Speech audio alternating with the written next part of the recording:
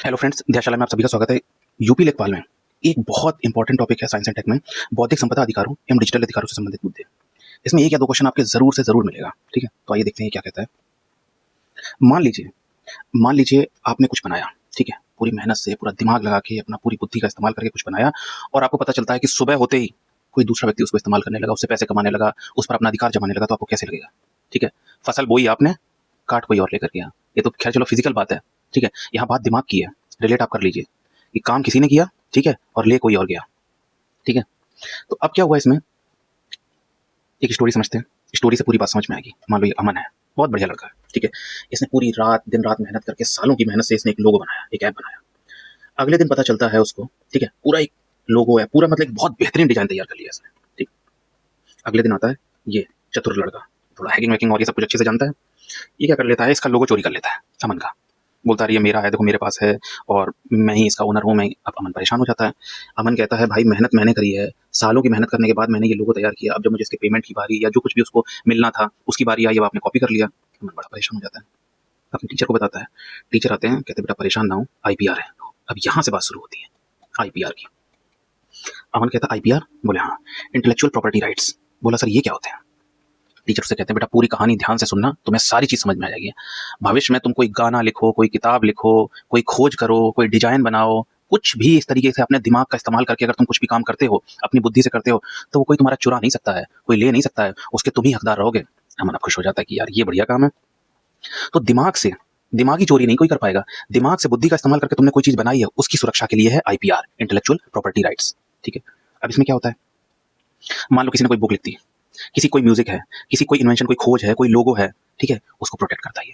कई बार आपने देखा होगा ना, इसका म्यूजिक उसने चुरा लिया, उसका गाना उसने चुरा लिया। ठीक है, कई बार लड़ाई होती रहती है, गाना मैंने लिखा था, ये चीज मैंने लिखी थी, ये मेरी थी, उसने ले लिया, उसको लेकर के केस चलता रहता है कई बार। ठीक है, ये यही होता है आईपीआर। एक वर्ल्ड लेवल पर होता है, ठीक है, वर्ल्ड लेवल पर होता है, और एक अपने इंडिया लेवल पर है। ठीक है, अब देखते हैं ये क्या है।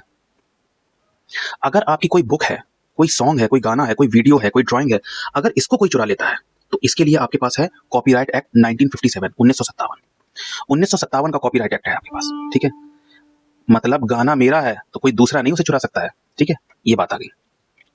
तो कोई बुक, सॉन्ग, वीडियो या ड्राइंग है, इससे रिलेटेड पूछा जाए ये किसमें आता है, ये कॉपीराइट एक्ट में आता है 1957। ईयर जरूर से जरूर याद रखना है।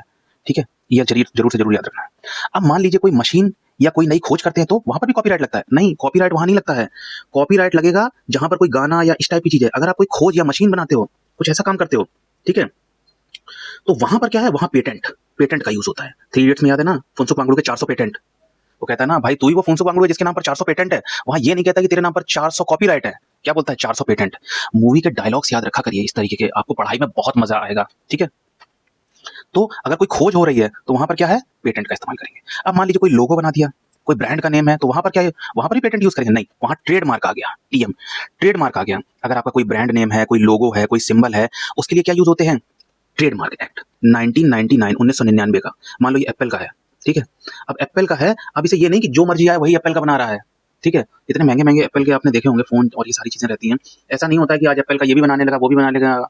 ठीक है, आपके चौराहे पे आपको एप्पल की दुकानें मिल रही हैं, आओ भाई हमारे वाले में आ जाओ। ठीक है, ऐसे नहीं होगा। ये एप्पल का आप ब्रांड नेम, लोगो ये सब नहीं चुरा सकते हो। क्यों? क्योंकि ये ट्रेडमार्क एक्ट में आता है, इसके द्वारा सुरक्षा हो रही है, ट्रेडमार्क एक्ट 1999 के तहत। ठीक है, अच्छा, अब क्या है, मान लो डिजाइन है, ये सब कुछ नहीं है। अब मान लो सिर्फ डिजाइन, अगर आपने बढ़िया सी डिजाइन बना दी है, अब कोई डिजाइन ही चुरा ले गया। बोला सर डिजाइन भी चोरी करते हैं? हाँ भाई, डिजाइन भी चोरी होती है। ठीक है, पुराने जमाने में देखा है ना आपने, आप स्वेटर पहनकर जाते थे, कभी खेलते थे, तो बगल वाली आंटी बुला के पकड़ के देख लेती, अच्छा ये स्वेटर, इसमें तो दो सिलाई, दो बुनाई ऐसे है, इसमें क्रोशिया की सिलाई ऐसे है, उसमें क्रोशिया की सिलाई ऐसे है। आप वहाँ खड़े हुए हो और वो पूरा स्वेटर को कॉपी कर लेती थी। तो वो कौन से उसमें आता है? अब आप बता सकते हैं ये चीज? बगल वाली आंटी जब जो होती हैं, वो एक बच्चा जो स्वेटर पहन के जाता है उसकी कॉपी कर लेंगी, वो किसके अंतर्गत आता है, किसके अंतर्गत आएगा? ये कमेंट सेक्शन में जरूर बताइएगा, तब समझेंगे कि आपको ये आईपीआर समझ में आया है। अदरवाइज मैं नहीं समझूंगा कि आपको ये चीज समझ में आई है। मान लीजिए आपको कोई स्वेटर आपने पहना था बचपन में, आप छोटे छोटे थे ना, 100 ग्राम के, वही 5-6 साल की उम्र रही होगी, तो जब आप कभी खेलने जाते होंगे तो स्वेटर में बहुत सारा, कहीं डब्लू के शेप का, कहीं आम, कहीं संतरा, इस टाइप का कुछ बना रहता था। तो जब आप कहीं खेलने जाते थे, मैच बॉल वॉल जा रही है, ठीक है, किसी जगह पर, तो आंटी पकड़ के, अरे इसमें सिलाई, इसमें 2 फंदे उल्टे लगाए हैं, फिर 3 आगे लगाए हैं। तो ये जरूर बताइए कमेंट सेक्शन में, ये किसके अंतर्गत आएगा, कॉपीराइट में आएगा, ट्रेडमार्क आएगा, किसमें क्या आएगा, जरूर बताइएगा। ठीक है, आगे देखते हैं। कह रहा कॉपीराइट सर ये ठीक है हमें मिल गया, लेकिन ये कितने टाइम तक के लिए मिलेगा? ऐसा तो नहीं सप्ताह 2 दिन के लिए मिला और तीसरे दिन किसी ने फिर हमसे ले लिया। बोला नहीं, जब तक ये, जैसे मान लीजिए है, इन्होंने कुछ लिखा, मान लो इन्होंने कोई किताब लिखी, कोई गाना बनाया, तो जब तक ये क्रिएटर जिंदा है प्लस 60 ईयर्स तक ये वैलिड रहेगा। अच्छा, हाँ, कॉपीराइट लास्ट्स फॉर लाइफ किसकी, जो ये क्रिएटर है, प्लस 60 ईयर। अच्छा, तब बढ़िया यार, इतना टाइम तक तो ठीक है। ये पता चला 2 दिन के बाद खत्म हो जाए फिर रिचार्ज कराओ, वो ऐसा नहीं होना चाहिए, ठीक है। हालांकि और चीज़ों में है, जैसे जीआई है और ये है ज्योग्राफिकल इंडिकेशन वाला, तो वो अलग है, ठीक है, उतना डीप में नहीं जाते हैं। तो अभी क्या होता है, अभी समझिए, अभी अब ये बात चल रही थी यहाँ पर, अब अगर यही बात वर्ल्ड लेवल की हम लोग बात करना शुरू कर दें तो वर्ल्ड इंटेलेक्चुअल प्रॉपर्टी ऑर्गेनाइजेशन, हाँ, अगर बात अभी तक आपके यहाँ की चल रही थी और इसी को उठा के अगर वर्ल्ड लेवल पर चले जाएं, भाई वहां पर भी तो चुरा सकते हैं। एक देश की कोई चीज दूसरा देश ले सकता है, उसकी तीसरा, उसका चौथा ऐसे ले सकता है, तो इसको भी तो प्रोटेक्ट करना होगा। इसके लिए क्या है, इसके लिए WIPO है, ठीक है। पूछ लेते हैं इसका हेडक्वार्टर कहाँ है, जिनेवा में, स्विट्जरलैंड में, ठीक है। तो पूरी दुनिया में IPR संभालने वाली संस्था कौन है, WIPO, ठीक है। अरे सर ये बात तो हमें समझ में आ गई कि चलो यहाँ तक तो, अरे हम अपनी जगह का नहीं चुरा रहे, हम चलेगा किसी दूसरे स्टेट में, वहां से उठा लाए, कोई चोरी कर लाए तब नहीं सर, वहां पर भी आप नहीं कर सकते हो, वहां के लिए GI टैग्ड है, ज्योग्राफिकल इंडिकेशन है वो। आप कहीं किसी दूसरी जगह का ऐसा नहीं हो सकते हो, जो जिस जगह का है, जैसे दार्जिलिंग की चाय वहीं की है, ऐसा नहीं हो सकता कि आप दूसरी जगह उसको, उसका जो है चीजों का इस्तेमाल करने लगे, ठीक है, उसका बता के बेचने लगे, यूपी बिहार MP राजस्थान में उसको बता के बेचने लगे, नहीं, वो दार्जिलिंग वाली दार्जिलिंग में टैग्ड है, ठीक है। आपको बताना पड़ेगा, हाँ जी ये दार्जिलिंग की चाय है, ये दार्जिलिंग वाला है, ये दार्जिलिंग टैग्ड है, ये इस एरिया में, जो ये एरिया देख रहे हो, ये दार्जिलिंग वाली चाय सिर्फ और सिर्फ यहीं पर ही है। ये नहीं होगा कि आप ये चाय को अपने उसके नाम से बेचना शुरू कर दोगे, नहीं, ये चाय यहीं की है, ठीक है। इस ज्योग्राफिकल एरिया, जो ये पूरा एरिया देख रहे हो, ये पहाड़ी क्षेत्र देख रहे हो, ये यहीं की चाय है, इसीलिए इसको ज्योग्राफिकली टैग्ड बोलते हैं, GI इंडिकेशन। हाँ, अब समझ में आ गया। अब देखते हैं नेक्स्ट, कह रहा है ये सब तो बातें समझ में आ गई, क्या कुछ व्यापार से जुड़ी भी चीजें, हाँ, व्यापार से जुड़ी है trips, trade related intellectual property. अगर व्यापार से जुड़े बौद्धिक अधिकार पूछ लें, फुल फॉर्म पूछ ले, या व्यापार से जुड़े बौद्धिक अधिकार किस में आते हैं, ये आते हैं ट्रिप्स एग्रीमेंट में। चलिए ये भी बात समझ में आ गई। अब बोल रहा है कि ठीक है भाई, इतना तो हमें समझ में आ गया कि हमारा आइडिया अगर कोई चुराता है, वो चाहे फिर किसी तरीके का हो, गाना हो, किताब हो, ट्रेडमार्क हो, लोगो हो, ये अगर कोई चुराता है तो उसके लिए हमारे पास IPR है। तो बोल रहा है अगर मान लीजिए, अब तो डिजिटल टाइम है, हर चीज डिजिटल हो रही है, अगर हमारा कोई डेटा चुरा ले तब उसके लिए कुछ है क्या, तो बोला हाँ, उसके लिए DPDP एक्ट है 2023 का, ये आपका पर्सनल डेटा प्रोटेक्ट करता है, ये बढ़िया चीज है, जैसे नहीं गुरु, ये बढ़िया चीज है। तो DPDP एक्ट क्या हुआ, आपके पर्सनल डेटा को प्रोटेक्ट करने के लिए। अच्छा, इसका फुल फॉर्म क्या हुआ, digital personal data protection act 2023। DPDP का फुल फॉर्म क्या हुआ, digital personal data protection act 2023, ठीक।